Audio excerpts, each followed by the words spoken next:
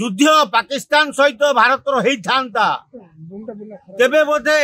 राजधानी आग छारखार होता सरकारी क्वार्टर जी डिपार्टमेंट क्वार्टर भितर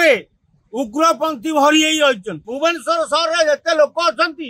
पछे मरी जातु आपको उग्रपंथी मारी दिंतु टंका तमें ये बांग्लादेशी की घर तक बस्ती से रोते सरकारी क्वार्टर जोगेदेल जो मैंने दैनंदिन पाकिस्तान सहित जोगाजोग रोचन जहा ऑपरेशन सिंदूर बंद हो जाए जदि युद्ध पाकिस्तान सहित भारत होता तेबे बोधे राजधानी आग छारखार होता कारण सरकारी क्वार्टर जी डिपार्टमेंट क्वार्टर भितर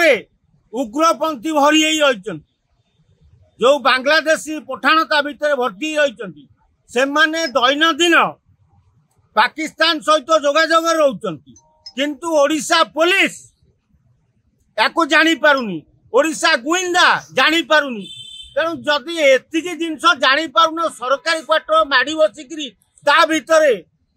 उग्रपंथी पशिगले बांग्लादेशी पशिगले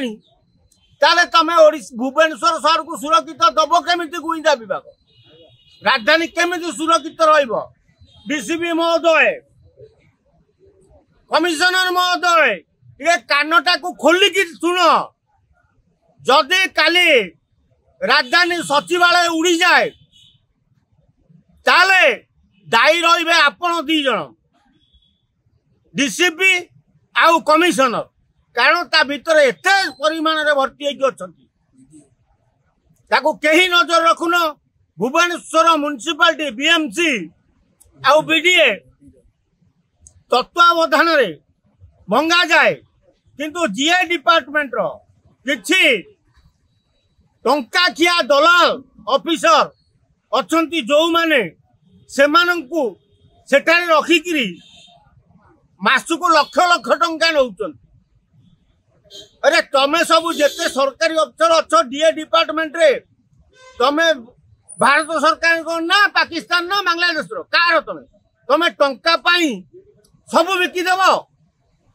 हाँ आम जीवन नवा लगी तमे कौन ठिका नहीं भुवनेश्वर सहर जिते लोक अच्छा पछे मरी जातु आपको उग्रपंथी मारी दिंतु किंतु आमको टंका दरकार अरे पुओ तम परिवार भी से भीतर अच्छा सी भी मरबे एते भूली जानी जे डिपार्टमेंट कर्मचारी टंका तमें ये बांग्लादेशी की घर तक बस्ती से रोते सरकारी क्वार्टर जोगेदेल।